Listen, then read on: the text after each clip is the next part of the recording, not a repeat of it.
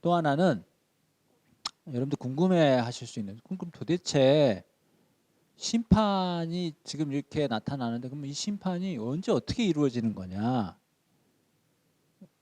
그거에 대한 혹시 궁금증. 그러면 특정한 날에 특정한 일들이 벌어지는 것이냐? 도대체 심판이라고 하는 게, 그러니까 마지막 날 예수님이 오셔서 사탄이 유황불에 들어가고 하는 거는 뭐 그렇게 어렵지 않게 이해가 돼요. 근데 이렇게 심판이 하나, 둘, 셋, 넷, 다섯에서 일곱 이렇게 이루어지는 그런 것은 그러면 이게 순서가 있는 것이냐? 그러니까 이런 말 그대로 아까 물론 7이 완전 숫자라고 했지만 이렇게 여러 번 어떤 심판이 이루어지는 것이냐라고 하는 궁금증이 생길 수 있는데, 제가 결론적으로 말씀을 드리면 일곱 대접, 일곱 나팔에서 마지막 일곱 번째는 최후의 심판이에요. 마지막 일곱 번째는. 근데 그 전까지는 그럼 심판이 없는 거냐? 그런 건 아니에요. 그러니까 그거는 참 어려운 얘기일 수 있는데 저와 여러분들이 이해할 때 이렇게 이해하면 좋아요. 아까 제가 천년왕국이 언제냐고 그랬을 때 초림과 재림 사이라고 그랬죠. 그러면 이 심판이 이루어지는 게 언제냐고 한다 그러면 아까 여러분 이 심판이 시작할 때 동인이 뭐였죠? 이 심판을 시작했던 그 스타트를 끊었던 그 어떤 그 신호, 그게 뭐였죠?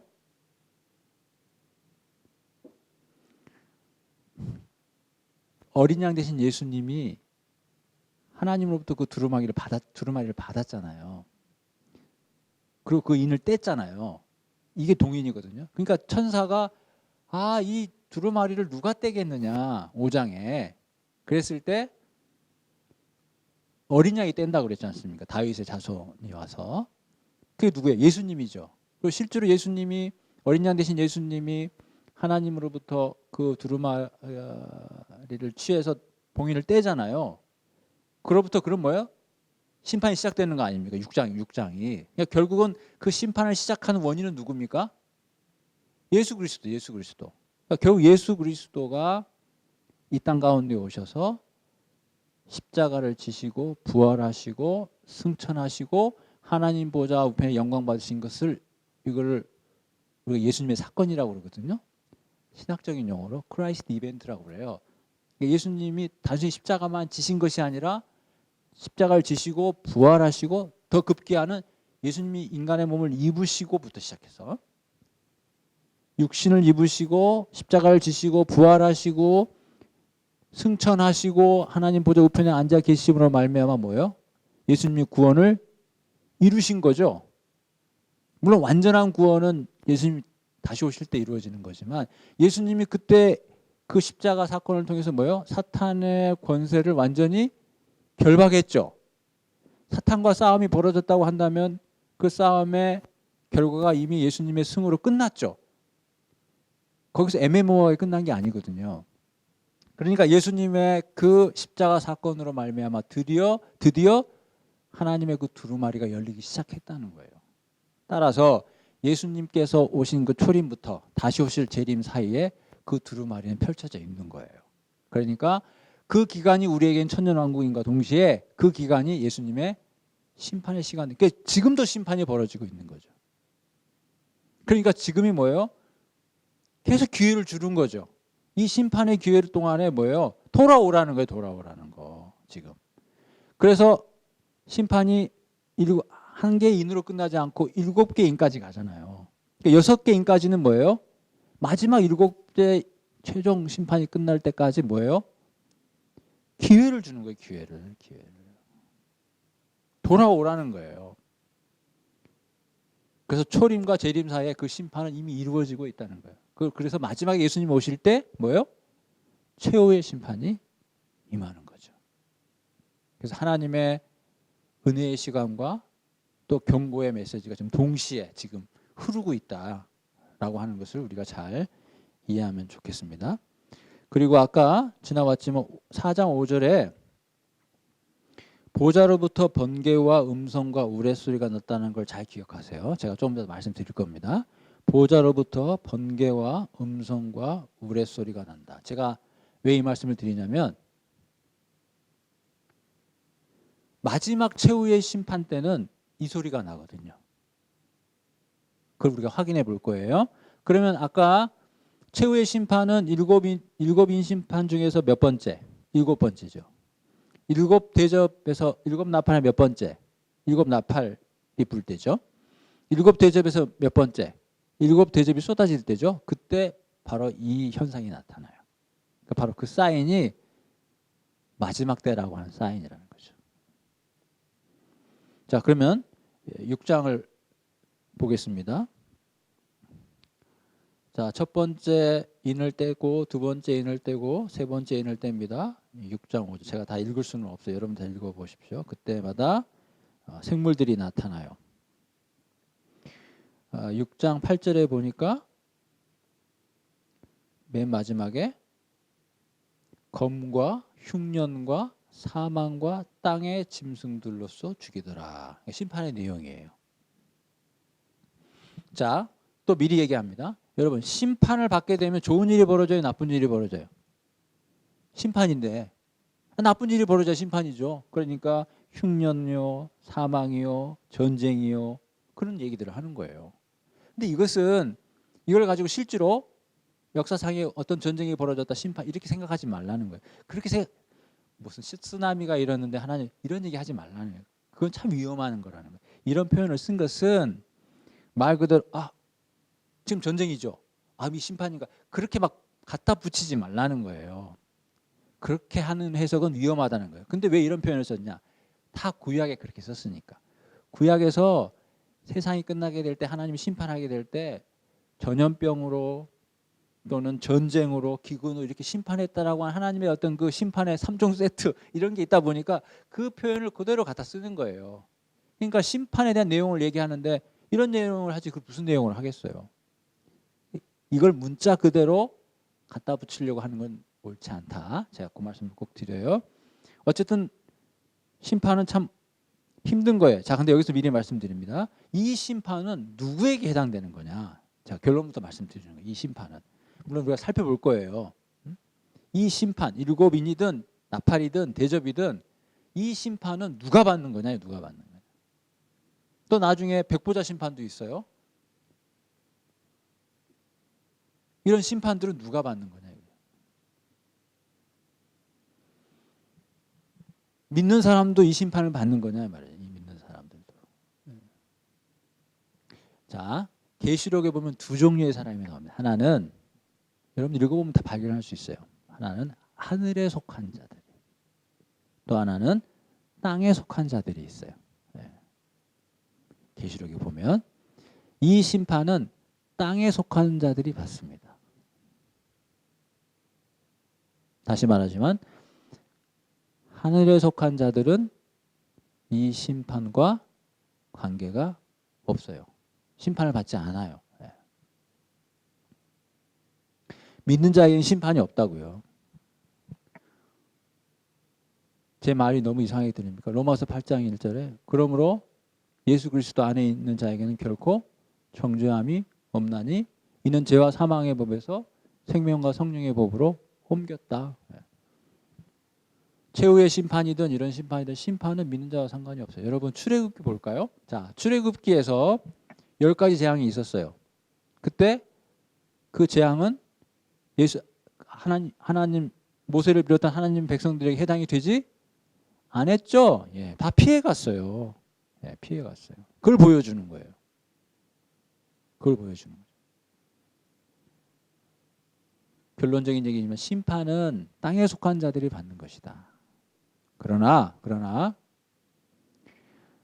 하늘에 속한 자다 할지라도 예수 믿는 자다 할지라도 심판은 받지 않아요.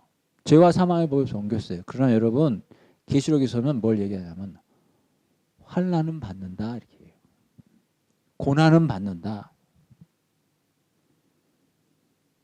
그래서 그 고난을 잘 받을 수 있도록 잘 인내하라. 그 메시지를 우리에게 줍니다. 하나님 잘 믿었더니 아무런 고난도 없었다. 그 얘기를 하지 않아요. 계시록은. 오히려 믿었기 때문에 고난이 따라온다라고 얘기해요.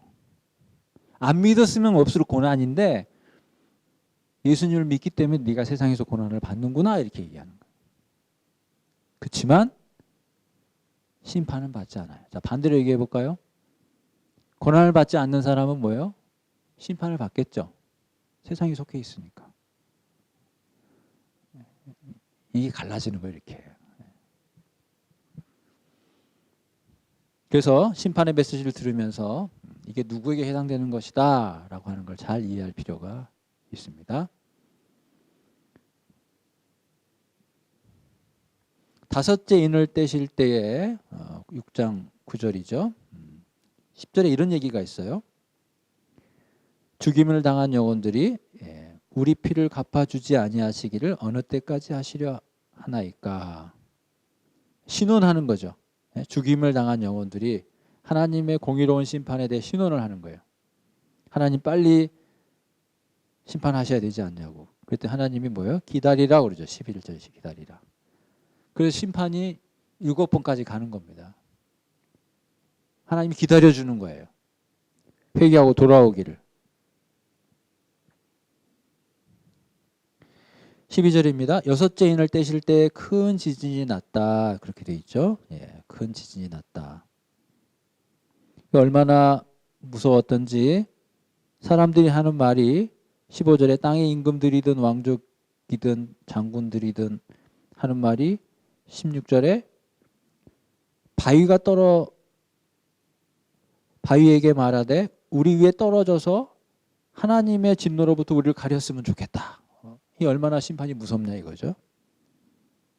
그러면서 17절에 진노의 큰 날이 이르렀다는 거예요. 진노의 큰 날이. 그러면서 하는 말이 누가 이걸 피할 수 있겠는가 이렇게. 자, 6번째라고 그랬죠. 제가 아까 서두에 뭐라고 그랬습니까? 6번째 읽고 난 다음에 뭐가 있다고 그랬죠? 막간이 있다고 그랬죠. 그게 7장이에요. 그럼 7번째 심판은 이 7번째 인은 몇 장? 8장 1절 보세요. 7째 인을 떼실 때에 그렇게 돼 있죠. 그러니까 6장 12절에 6째 인을 떼고 8장 1절에 7째 인을 떼잖아요. 그 사이에 7장이 있잖아요. 7장이 막간이라는 거거든요. 그러면 이 막간에 무엇을 얘기하고 있는가 보자 이거죠. 아까 6장 17절에 이렇게 끝났어요. 누가 능히 이 진노의 큰 날을 피할 수 있겠는가. 이 말은 이렇게 얘기하는 거는 야, 다 죽었구나 그 말이거든요. 이런 건 못 피해. 이걸 누가 피해? 이 진노의 큰 날을. 누가 이걸 면할 수 있겠어? 다 죽는구나 그 말이거든요. 그거에 대한 답이 7장이에요. 아니, 피할 자가 있어. 그게 바로 누구야? 인침을 받은 14만 4천 명이다. 그러니까 지금 여러분 보세요. 이 얘기를 딱 듣고 있다가 무서워. 지금 성도들이 무서워. 그러면 너무 무서워하니까 걱정하지 마. 니네는 괜찮아. 이 얘기를 하는 거예요. 무섭지? 그래 무서워. 하나님 심판은 무서워. 근데 그 무서운 심판은 인침받은 사람하고는 상관이 없어. 너희들이 예수를 진정으로 믿는다면 괜찮아. 걱정하지 마. 왜냐하면 너무 무서워서 기절할까 봐. 기절하기 전에 살려야 될 거 아니겠어요. 그 진노의 큰 날이 이르러서 누가 감히 쓸 수 있겠는가라고 하는 그런 두려움 속에서 너희는 괜찮아 이 얘기해 주는 거죠. 숨을 골라야 되지 않겠어요? 그죠? 숨을 고르는 거예요. 7장 2절입니다. 살아계신 하나님의 인을 가지고 땅과 바다를 해롭게 할 권세를 받은 내 천사를 향하여 이렇게 얘기합니다. 우리가 3절에 하나님의 종들의 이마에 인치기까지 해하지 말라. 그러니까 심판을 멈추라는 거예요. 하나님의 택한 백성의 이마에 표시를 할 때까지 잠시 멈추라 이거죠. 그러고 난 다음에 최종 심판이 있는 거죠. 논리가 이해가 되죠? 네, 이래야 되겠죠. 그죠? 최후 심판이 난 다음에 인침 어떡하겠어요? 그 전에 인침받은 자를 구별해야 되잖아요. 자, 그들은 누구인가? 4절부터 나오죠. 각 지파별로의 12,000명씩. 그래서 5절부터 8절까지. 그래서 14만 4천이 되는 겁니다. 물론 이 1만 2천이라고 하는 게 실질적인 1만 2천이 아니죠. 상징적인 숫자라고 그랬죠. 12는 완전한 숫자니까. 10절에 그들이 큰 소리로 외쳐 이르되 구원하심이 하나님과 어린 양에게 있다. 그 다음에 11절에 또 모든 천사가 하나님께 경배하여 찬양하죠. 찬양 받을 만하죠. 그러죠. 이게 웬 은혜입니까? 이 무서운 심판을 다 받아야 되는데 이게 웬 은혜요? 웬 하나님의 사랑인지 내가 잘한 것도 없는데 나를 하나님의 자녀다라고 이마에다가 표시를 해준다 이 말이에요. 표시를. 너무 감사하죠. 그냥 찬양할 수밖에 없는 거 아니겠어요? 자 그러면 이게 우리 신앙이라는 거예요. 우리가 지금 어떻게 살아야 되냐? 우리가 늘 하나님 앞에 찬양할 수밖에 없고 찬양하며 살아야 되는 거예요. 우리가 이 믿음을 그대로 갖고 있고 이걸 받아들인다. 마찬가지잖아요. 우리가 지금 하나님의 인침받은 자로서 믿고 살잖아요. 그렇다면 우리가 하나님 앞에 찬양하는 게 마땅하죠. 감사하는 게 마땅하죠. 감사하며 살아야죠.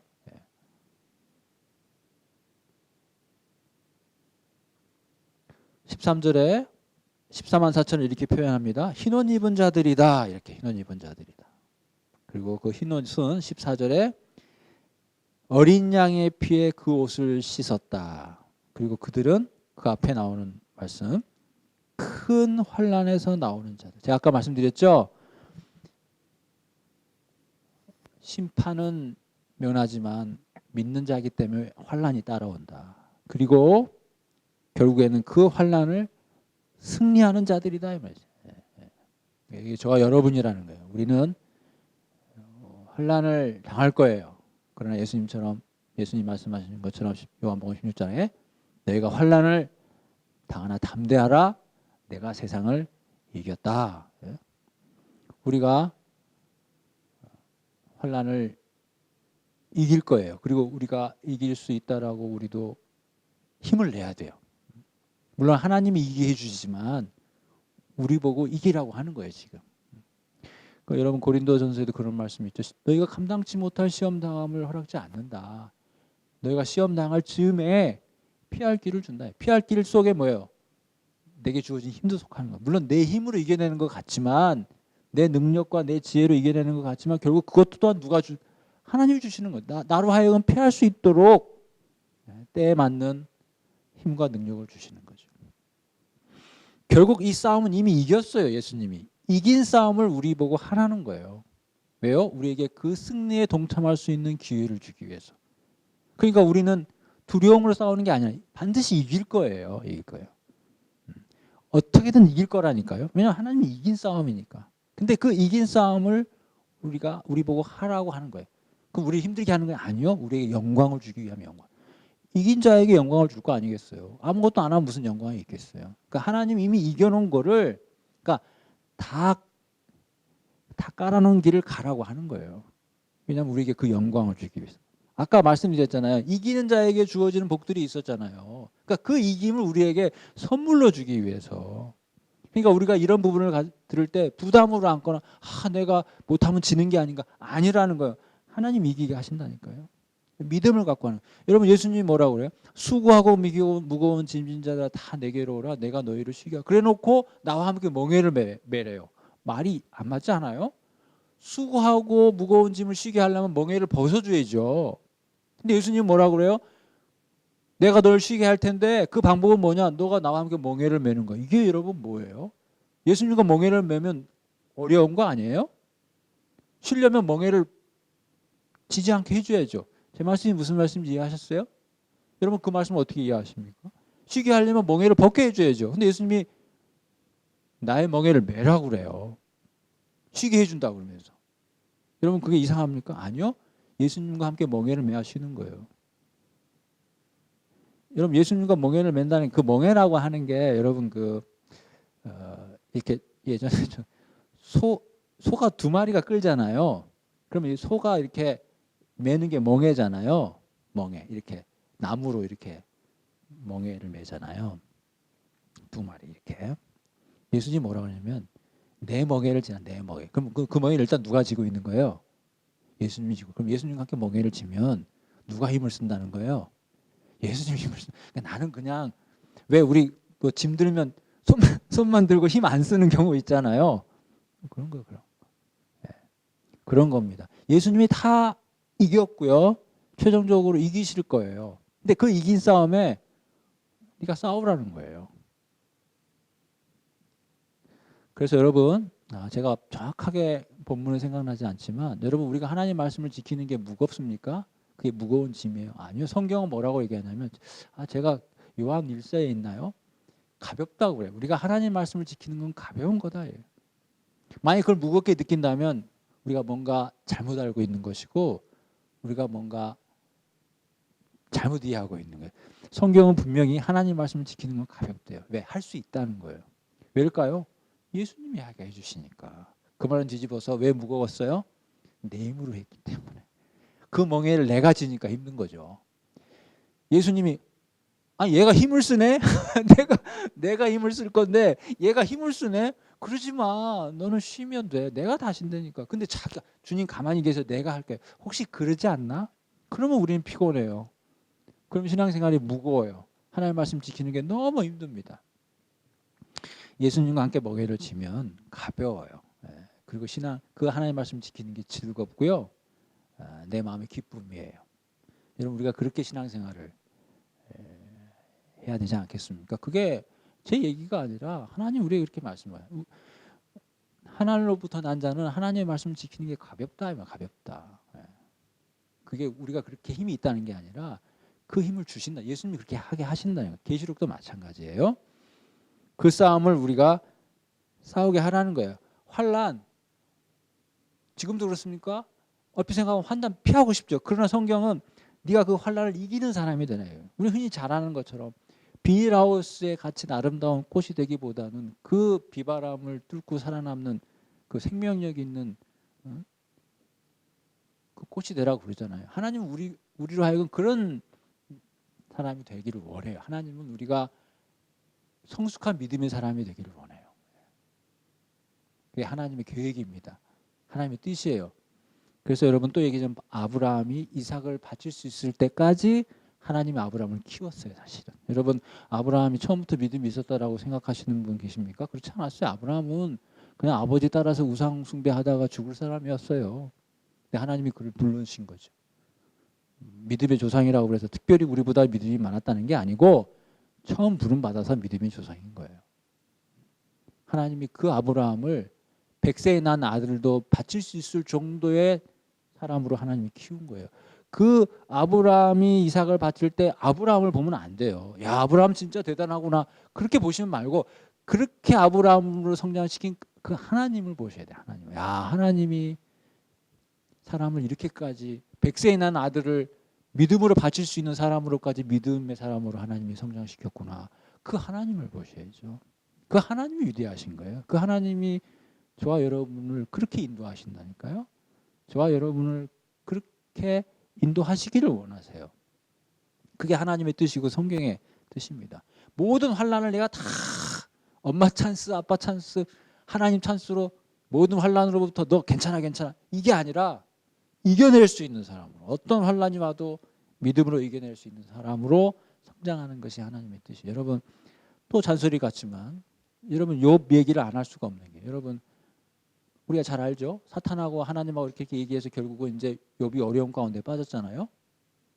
자, 하나님은 어떤 생각으로 그렇게 했을까요? 욥을 골탕 먹이려고? 당연히 아니죠. 사탄은 자기 생각대로 하면 욥이 거꾸로 질 거라고 생각했고 사탄은 욥이 고난을 당하면 하나님을 부인할 거라고 생각했어요. 그렇게 얘기하잖아요. 까닭 없이 욥이 하나님 좋아하겠습니까? 하나님이 복 주니까 그 복이 좋아서 하나님 섬기는 거지. 근데 하나님은 아니라고 그래요. 아니라고 그래요. 그래서 결국은 사탄이 하라는 대로 해보라고 하죠. 자, 그때 하나님의 마음은 뭐예요? 욥을 골탕 먹이려고? 당연히 아니라고 했죠. 그럼 뭡니까? 뭘 것 같아요? 네? 네? 그렇죠. 뭘. 이런 표현을 했지만 하나님 욥을 믿은 거죠. 욥은 그럴 아이가 아니야. 어려움이 와도 이겨낼 아이야. 그걸 믿은 거죠. 하나님은 이걸 믿은 거예요.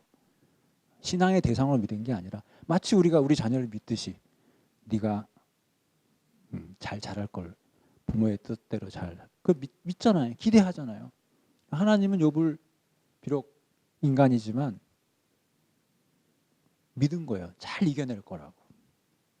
물론 이제 우리가 욥기를 하겠지만 물론 욥이 이제 많은 어려움 가운데 뭐 이런 내용 그런 얘기는 다음에 하도록 하고 결국은 하나님 욥을 믿은 거예요. 자, 제가 왜 이런 얘기를 합니까? 우리가 그런 사람이 돼야 돼요. 하나님 앞에서. 하나님 앞에서. 내가 널 믿는다. 네가 하나님 뜻대로 끝까지 살아갈 것을. 어떤 어려움이 와도 굴하지 않고 믿음을 지킬 것을 내가 기대하고 믿는다. 이런 대상이 돼야 된다 이 말이에요. 제가 그 말씀 드리려고. 어떻게든 그냥 이것도 하나님 없애주시고 저것도 없애주시고 그냥 무병장수 탄탄대로만 가게 해주시고 글쎄요. 물론 그것도 하나님의 복이겠지만 정말 하나님은 하나님의 자녀에게 원하시는 게 무엇일까? 물론 그것도 중요해요. 그러나 하나님은 궁극적으로 우리가 하나님 앞에 믿음의 사람이 되기를 바라요. 예수 그리스도의 장성한 분량에까지 성장하는 사람이 되기를 바라요. 100세에 낳은 아들도 부활의 믿음을 가지고 바칠 수 있는 그 믿음의 사람이 되기를 하나님은 바라는 거예요. 그게 하나님의 뜻이요 하나님의 열심입니다. 그 하나님의 열심이 지금도 우리에게 작동하는 거예요, 여러분. 우리가 그 기대에 그 열심에 하나님을 생각하면서 우리가 반응하니까 그러니까 우리가 아무리 열심히 하나님 섬긴다 해도요. 하나님이 우리를 향한 열심에 비하면 그건 아무것도 아니에요. 그러니까 우리는 죽기까지 뭘 교회 앞에 내놔도요. 이만큼 자랑할 것도 없다니까요. 뭐 여러분 가운데 그런 사람도 없겠지만 자랑할 수가 없는 거예요.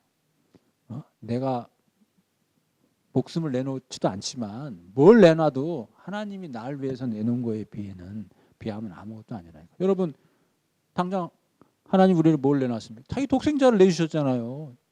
독생자를 내주셨잖아요.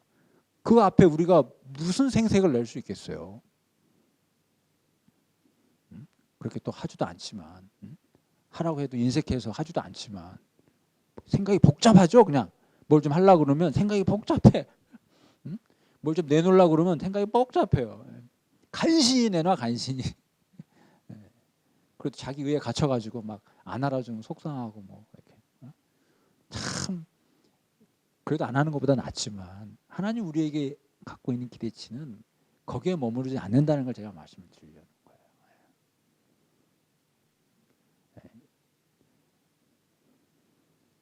자, 네, 큰 환난에서 나오는 자다. 그냥 환난도 아니죠. 큰 환난에서 나오는. 제 얘기도 하는 거예요. 나도 이 환난을 이겨내야 되겠다. 여러분도 마찬가지죠. 그래야 나중에 뭘 받더라도 면류관을 받더라도 뭐 좀 이런 표현은 그렇지만 좀 떳떳할 거 아니겠어요. 뭐 저는 방이 나와서 뭐 군대 얘기할 것도 없지만은 군대에서 고생 많이 하는 사람들은 맨날 군대 왜냐 고생했거든요. 고생했거든. 그 얘기 하는 거예요. 고생했거든요. 우리가 예수님 믿고 고생한 게 좀 있어야죠. 나중에 에피소드가 있을 거 아니겠어요. 천국에 가서.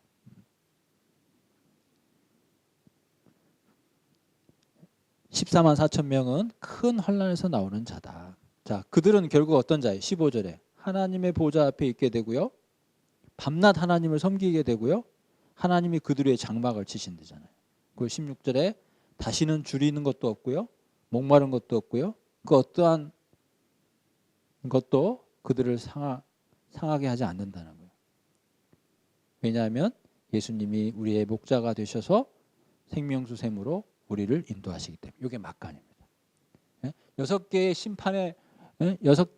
심판의 어떤 무게보다 이 막간의 무게가 더 크지 않아요? 네, 더 크죠. 큰 영광이죠. 근데 어떻게 요한계시록이 무서운 책이겠어요? 그냥 읽기가 싫은 책이고 꺼리는 책이 된다면 너무 안타까운 현실이죠. 무엇보다도 요한계시록은 우리로 하여금 힘을 얻게 해주고 하나님을 더 잘 믿을 수 있는 동기를 부여해주는 좋은 책인데 어쩌다 보니까 계시록을 안 읽고 있지 않냐 이 말이죠. 그 제 얘기를 하는 거예요. 제 얘기를. 그래서 제가 다른 책도 있지만 먼저 계시록을 나누고자 이렇게 한 겁니다. 자, 이제 7번째 인을 떼죠. 자, 여러분 읽어보시고요. 거기만 보겠습니다. 8장 5절입니다. 천사가 향로를 가지고 제단의 불을 다 받아가 땅에 쏟으며, 자, 그걸 보세요. 우레, 음성, 번개, 지진. 요 표현 때문에 그래요. 이게 종말의 사인이라고 그랬죠. 예, 그 다음에 7 나팔 재앙으로 바로 넘어갑니다. 첫째 나팔을 불게 되고, 둘째 나팔 바다의 3분의 1이 피가 되고, 강의 3분의 1이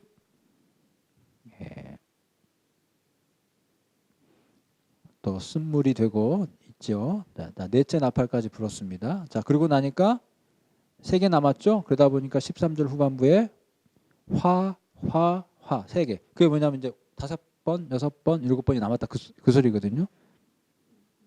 새 천사들이 불어야 될 나팔 소리가 남았다. 그래서 9장 1절에 5번째 천사가 나팔을 불어요. 그랬더니 무저갱이 열리고 황충이, 9장 3절에 황충이가 올라와서 전갈의 권세를 받아서 사람들을 괴롭혀요. 근데 보세요. 누가 괴롭힘을 당하는가? 9장 4절에 땅의 풀이나 푸른 것이나 각종 수목은 해하지 말고 오직 이마에 하나님의 인침을 받지 아니한 사람들만 해하려 돼 있잖아요. 예. 이 심판은 땅에 거하는 자들에게 해당돼요. 하나님의 인침을 받지 않아요. 그러면 하나님의 인침을 받은 자에게 뭐요? 상관없는 거죠. 상관없는, 얼마나 큰 위안입니까?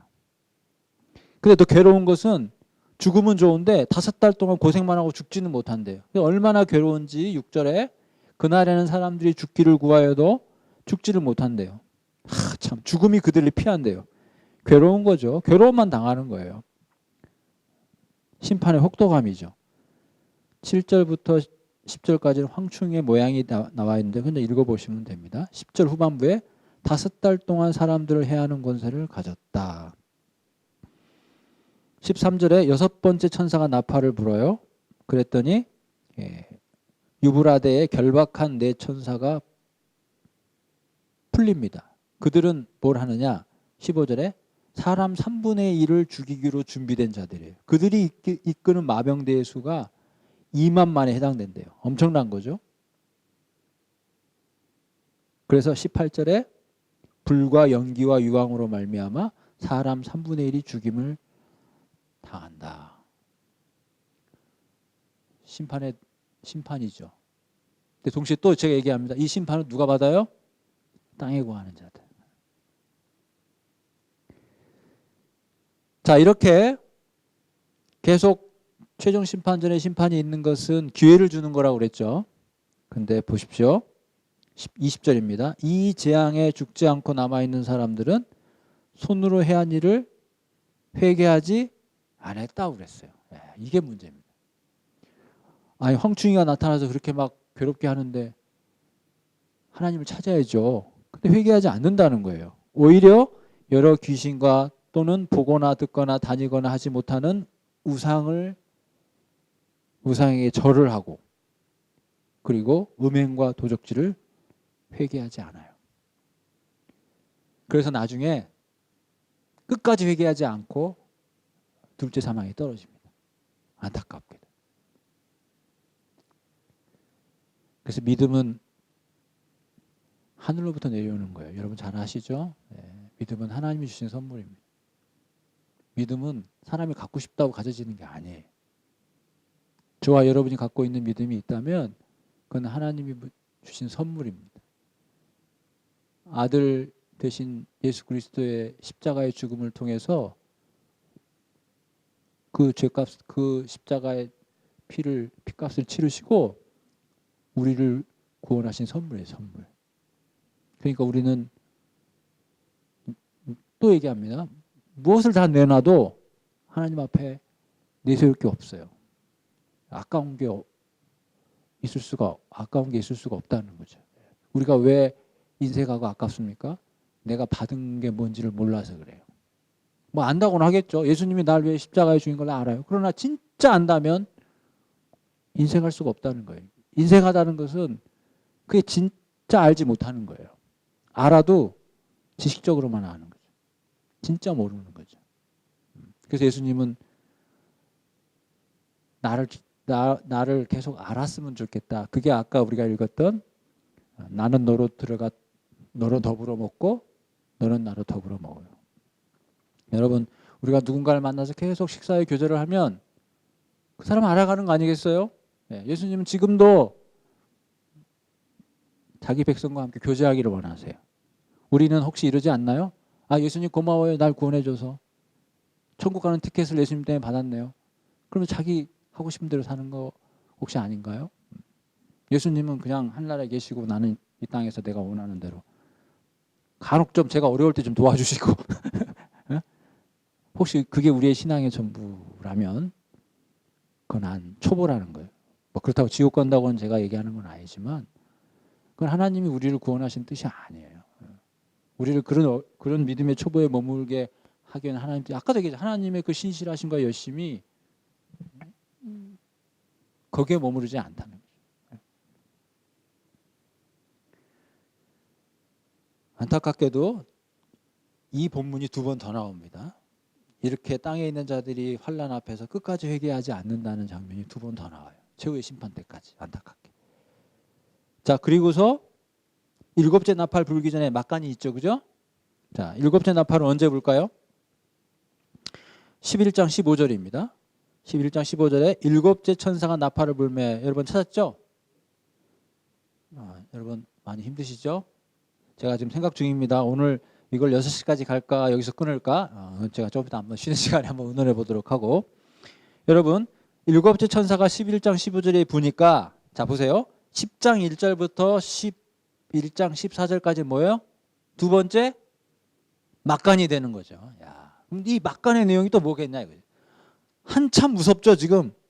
사람 3분의 1이 죽는다는 거예요. 한참 무서워요. 근데 그 사이에 또 막간이 있어요. 자 아까는 어떤 막간이었죠? 너희 안 죽어. 이게 막간이었죠. 너희 최후의 심판이 있기 전에 너희 이마에 천사가 인을 칠 거야. 너무 고맙고 감사해서 찬양하는 내용들이 나왔잖아요. 자, 이번 막간은 어떤 내용이냐 한번 잘 보세요. 자, 10장을 봅니다. 자, 내가 또 보니 힘센 다른 천사가 구름을 입고 하늘에서 내려오는데 자, 뭐 그런 내용들은 보시면 되고 자, 2절에 그 손에 작은 두루마리가 있어요. 작은 두루마리. 그리고 오른발은 바다를 밟고 있고 왼발은 땅을 밟고 있어요. 그러면서 이렇게 얘기합니다. 5절에 아까 바다와 땅을 밟고 서 있다고 그랬죠. 그 천사가 하늘을 향하여 오른손을 들고 6절에 세세토록 살아계시니 곧 하늘과 그 가운데 있는 물건이며 땅과 그 가운데 있는 물건이며 쭉 하면서 7째 천사가 소리 내는 날 그의 나팔을 불려고 할 때에 하나님이 그의 종 선지자들에게 전하신 복음과 같이 하나님의 그 비밀이 이루어지리라 하더라. 하나님의 비밀이 이루어져야 할 텐데 이렇게 천사가 얘기했다는 거예요. 그러면서 또 하는 말이 8절에 네가 가서 바다와 땅을 밟고 서 있는 천사에게 있는 두루마리를 네가 가져라. 이런 음성이 들렸다는 거예요. 그랬더니 그 음성을 듣고 사도 요한이 이제 환상적이 벌어지는 거죠. 내가 천사에게 나아가 작은 두루마리를 달라. 왜냐하면 가지라고 그랬으니까. 하니까 천사가 하는 말이 먹어라. 이렇게 갖다 먹어라. 근데 이거 먹으면 네 입에는 꿀같이 달지만 내 배에는 쓸 거야. 그런 말을 했다 이 말이에요. 입에는 달지만 배에는 쓰다. 그래서 실제로 10절에 내가 천사의 손에서 그것을 갖다가 먹으니까 정말 내 입에는 꿀같이 달아요. 근데 먹고 나니까 배에서는 쓰게 되더라. 이게 뭔 뜻인가? 그리고 11절에 이렇게 마치죠. 그가 내게 말하기를 네가 많은 백성과 나라와 방언과 임금에게 다시 예언하여야 하리라 하더라. 이렇게 10장이 끝나요. 자, 그러면 10장에 핵심되는 단어가 있다면 작은 두루마리, 책. 그거를 먹는 거예요. 그리고 11절에는 예언해야 된다는 말로 마치고 있어요. 자, 그럼 이걸 이으면 어떤 뜻이 돼요? 지금 이게 막간이라고 그랬습니다. 자, 심판이 한참 벌어지는데 갑자기 막간이 벌어지면서 책을 먹으라는 거예요. 근데 이 책을 먹으면 입에는 다는데 배에는 쓰다. 근데 이 책을 먹게 되면 예언하게 된다. 책을 먹게 되면 예언하게 된다는 말은 없지만 문맥에 보면 예언하라고 되어 있어요. 결국 이 책은 예언과 관계가 있다 이 말이죠. 예.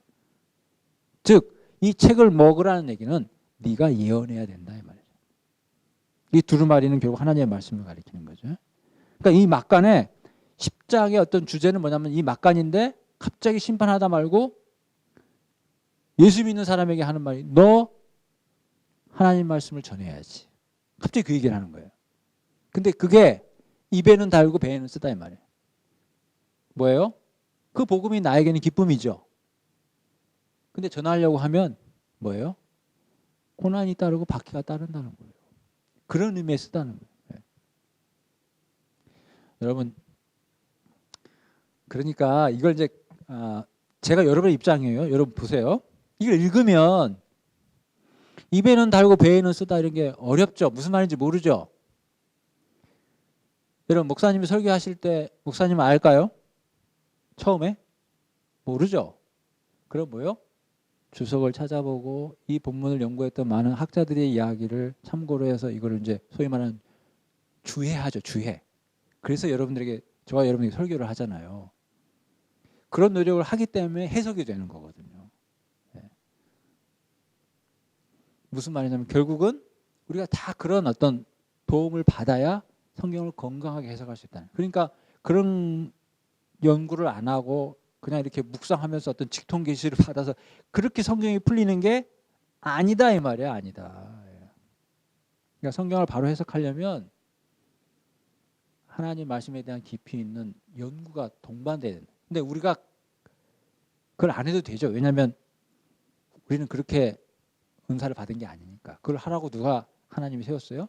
신학자를 세우고 목회자를 세웠잖아요. 그러니까 목회자 대신 우리 목사님이 성도들 위해서 구수고를 해주는 거예요. 직업도 갖지 말고 하시라고 시간이 없으니까. 그래서 사례 드리는 거잖아요. 그것만 해달라고. 예. 그래야 우리가 유익을 받는 거죠. 그러니까 이거를 그런 분들의 설교가 없다면 우리는 이걸 알 길이 없는 거예요. 입에 쓰고 배에 달다는 게 그게 뭐예요? 그럼 자기 멋대로 생각할 수밖에 없잖아요. 복음을 전하는 것이 우리에겐 기쁨이지만 그 가운데 뭐예요? 어려움이 있을 수 있다. 또 이 당시에도 신앙을 지키는 게 초기 1세기 때 로마라고 하는 그 정치적인 권력으로부터 박해를 받은 그런 상황 속에서 믿음을 지킨다는 게 어려웠거든요. 자, 그러니까 이 심판의 막간 속에 갑자기 뭐예요? 아까는 심판의 막간 속에 우리의 정체성을 확인해 줬어요. 두려워하지 마. 너희는 하나님의 백성이야. 근데 이번에는 한참 심판 얘기하다가 막간에 뭐라고 하냐면 하나님의 백성인 너는 그냥 가만히 있는 게 아니라 심판 안 받다고 좋아하는 게 아니라 너 복음 전해야 돼. 그 얘기하는 거예요. 이해하셨습니까? 예, 그 얘기.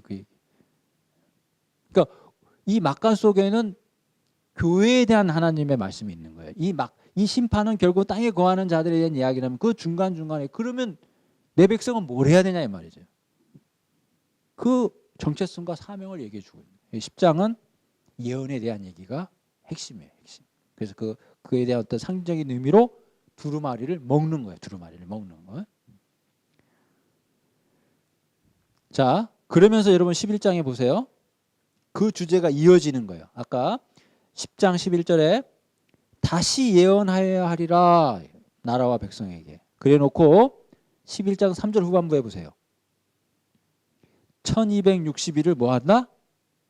예언하리라. 그러니까 지금 아까 막간이 10장 11장이라고 했잖아요. 그러니까 10장 11장은 같은 주제라는 거예요. 같은 주제. 어떤 주제? 예언이라고 하는. 다시 말하자면 우리가 복음을 전해야 된다라고 하는 그 주제로 지금 10장 11장. 그래서 여러분 11장의 그 어떤 그 소주제가 뭡니까? 책에 뭐라고 써 있어요? 두 증인. 이 두 증인이 누구냐 이 말. 교회를 가리키고 우리를 가리키는 거예요. 우리가 두 증인이라니까요. 교회가 두 증인이에요. 그 믿는 그 교회가 두 증인이 되어서 뭘 해야 된다? 예언을 해야 된다. 예언을 해야 된다. 그렇게 10장과 11장이 이어지는 거예요. 11장 3절에 내가 나의 뭐예요? 두 증인에게 권세를 주리니 그들이 1260일을 예언할 것이다. 그러면 4절에 두 증인을 두 감람나무와 두 촛대로 비유하죠. 이것은 그 스가랴서 환상에 보면 두 감람나무 환상이 나와요. 예. 그때는 수르바벨과 여호수아를 가리키지만 그 당시에는 그러나 종말론적으로 볼 때는 교회를 가리키죠. 교회. 두 증인. 그들은 이 땅의 주 앞에 있는 두 감람나무라. 두 감람나무는 두 증인을 가리킵니다. 1260일을 예언한대요. 그럼 1260일이 뭘까요? 1260일.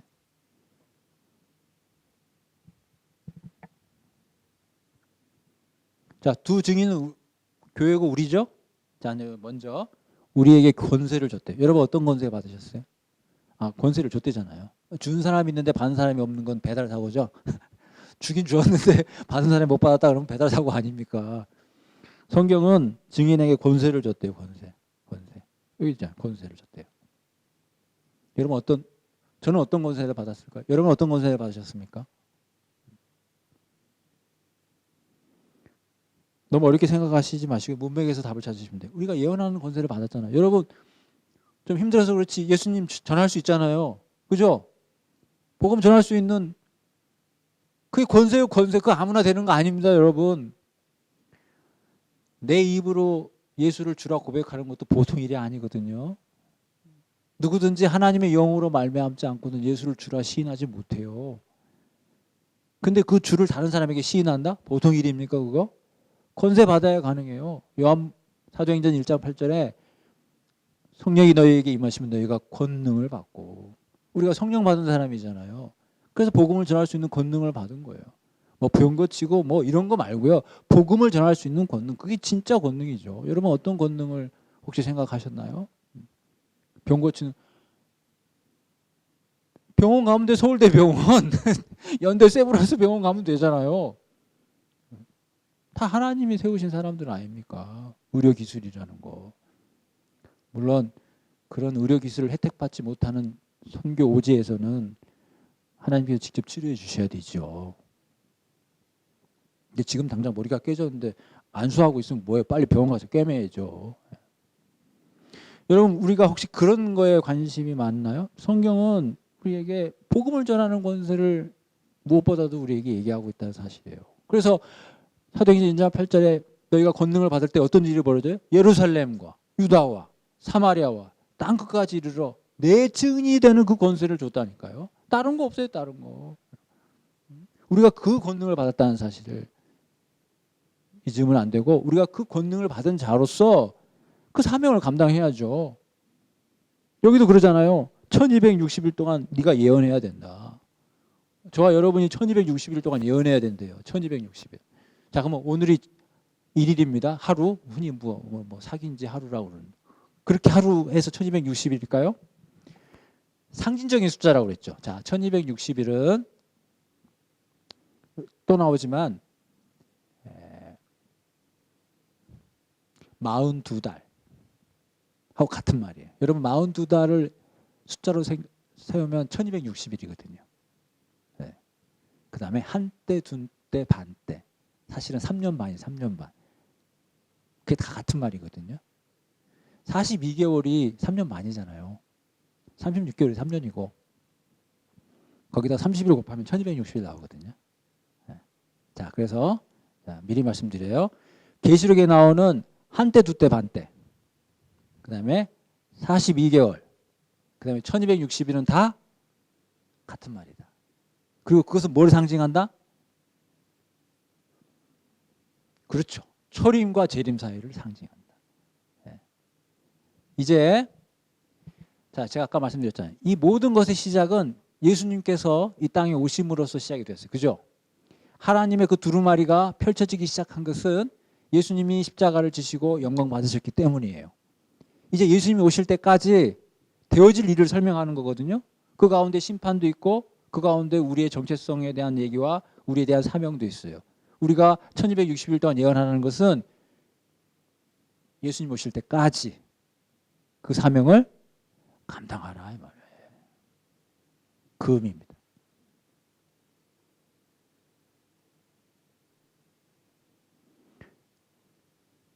그러면서 11장 6절에 이렇게 얘기해요. 그들이 권능을 가지고 지금 계속 두 증인의 권능을 얘기하거든요.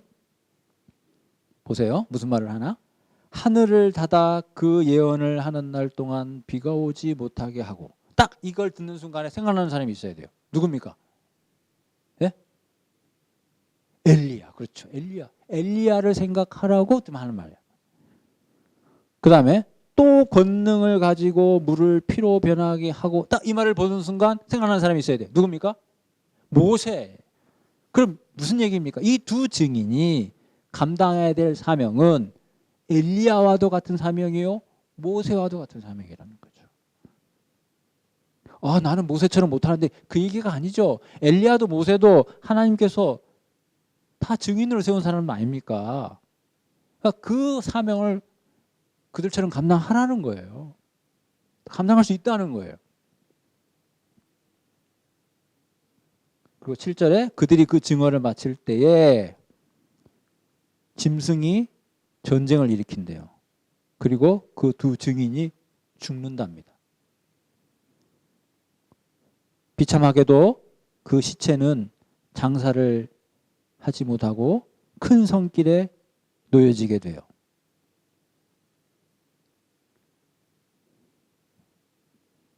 그런데 사람들이 그 시체를 사흘 반 동안을 무덤에 장사하지 못하게 했습니다. 사람들이 왜 그렇게 했어요? 그들을 미워했으니까. 왜 미워했을까요? 10절이죠. 이 두 선지자가 땅에 사는 자들을 괴롭게 했기 때문에. 아까 땅에 사는 자들은 누군지 얘기했죠. 그들을 괴롭게 했어요. 왜? 그들이 싫어하는 얘기를 하니까. 그들이 생각하는 가치관과 다른 얘기를 하니까 싫어하죠. 그러니까 땅에 사는 자들이 10절에 그들이 죽는 걸 즐거워해요. 에이, 잘 죽었다, 즐거워한다는 거예요. 그러니까 장사도 안 치러주는 거죠. 그런데요, 놀랍게도 3일 반이 흐르고 나니까 하나님께로부터 생기가 그들 속에 들어가서 그들이 발로 일어났다. 이걸 보는 순간 생각나는 게 있어야죠. 네, 에스겔 37장. 에스겔 골짜기에서의 죽은 뼈들이 살아나는 장면. 생기가 그들에게 부어져서 큰 군대를 이루는 장면. 뿐만 아니라 그들이 12절에 뭐예요? 하늘로부터 큰 음성이 있어 이리로 올라오라 하니 구름을 타고 하늘로 올라갔대요. 이게 바로 두 증인의 운명입니다. 대략 이해가 되시겠죠? 네? 1260일 동안 예언하는 동안에 순탄해요? 순탄하지 않아요? 순탄하지 않아요. 땅에 사는 자들로부터의 박해가 있어요. 때로는 여기 나와 있는 것처럼 죽을지도 몰라요. 그러나 하나님이 종국에는 하나님 나라로 인도한다 이 말이죠. 두 증인의 최종 운명은 뭐예요? 구름을 타고 하늘로 올라가는 거예요. 우리가 예수님을 증언하는데 힘이 되지 않아요? 아, 그러라고 계시록이 써 있으니까 지금. 예. 자, 이제 막간이 끝나고 일곱째 나팔이 붑니다. 15절에 일곱째 천사가 나팔을 불매. 자, 그러니까 두 번째 막간의 주제는 뭐예요? 첫 번째 막간은 너희가 누구냐 이거, 너희가. 그렇죠? 두 번째 막간은 하나님의 인침받은 너희가 해야 될 일이 뭐냐 이거죠. 분명하게 지금 설명하고 있죠. 그죠? 예. 여러분이 분명하게 인식이 안 됐다면 내가 설명을 잘못하고 있는 거예요. 성경은 분명하게, 계시록은 분명하게 우리에게 지금 알려주고 있어요. 일곱째 천사가 나팔을 붑니다.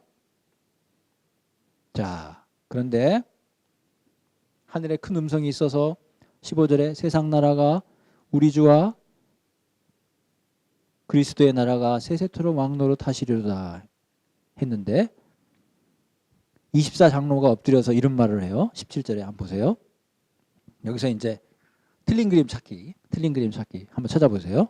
감사하옵나니 옛적에도 계셨고 지금도 계신 주 하나님 곧 전능하신 이여 친히 큰 권능을 잡으시고 왕노릇 하시도다. 이방들이 분노하며 주의 진노가 내려 죽은 자를 심판하시고 이렇게 쭉 되어 있는데, 자 17장에서 틀린 그림 찾기. 제가 아까 서두에 잘 보라고 했었는데 여기서 틀린 그림 찾았어요? 하나님께서 자신을 뭐라고 해요? 나는 이전에도 있었고 지금도 있었고 장차 올 자다. 제가 말씀 안 드렸는데 이 말씀의 그 출발은 출애굽기 3장에 있는 말씀이에요. 떨기나무 가운데서 하나님이 모세를 만났을 때 모세가 묻죠. 하나님 이름이 뭐냐고. 그때 하나님이 나는 스스로 있는 자다. 그 말을 계시록에서는 이전에도 있었고 지금도 있고 장차 있을 자다는 말하고 같은 말이에요. 그러니까 결국 하나님이 자기 이름을 이렇게 표시한 거죠. 그런데 여기에서 틀린 그림 찾았어요? 17절에 뭐가 없습니까? 그렇죠. 장차 오실이라는 말이 빠졌죠. 왜 빠졌을까요? 일곱째 나팔이 불었잖아요. 끝이잖아요. 끝. 아까까지는 아직 심판이 끝이 안 났지 않습니까? 그러니까 오신다 이거죠. 오신다. 그러니까 이쯤 되면 뭐예요? 왔잖아요. 일곱째는 끝이라고 그랬잖아요. 그러니까 장차 오실 리가 없는 거죠. 오셨다니까요. 장차 오실 리가 오셨으니까. 그러니까 그 표현이 빠졌다. 여러분 재밌지 않습니까? 전 너무 재미있게 이 부분을 읽었어요. 야, 너무 재밌다. 아까 했던 말이니까 그냥 생략한 게 아니고 장차 오실 리가 오셨어요. 그러니까 오실 리가 그냥 표현이 없는 거죠. 아까까지는 오셔야 되니까 썼지만. 그러면서 우리가 잘 아는 것처럼 최후의 심판이 뭡니까?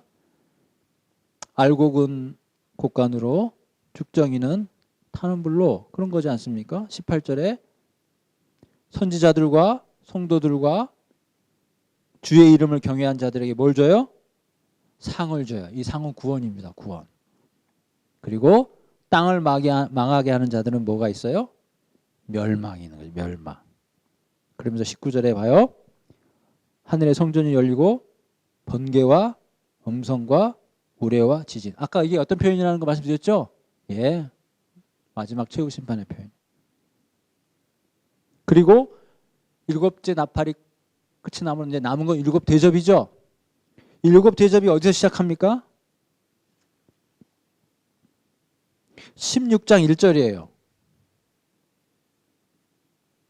16장 1절에 보면 일곱 천사에게 말하되 너희는 하나님의 일곱 대접을 땅에 쏟아라. 여기서부터 일곱 대접 심판이 시작되는 거거든요. 그러면 여러분 12장부터 15장까지가 뭐예요?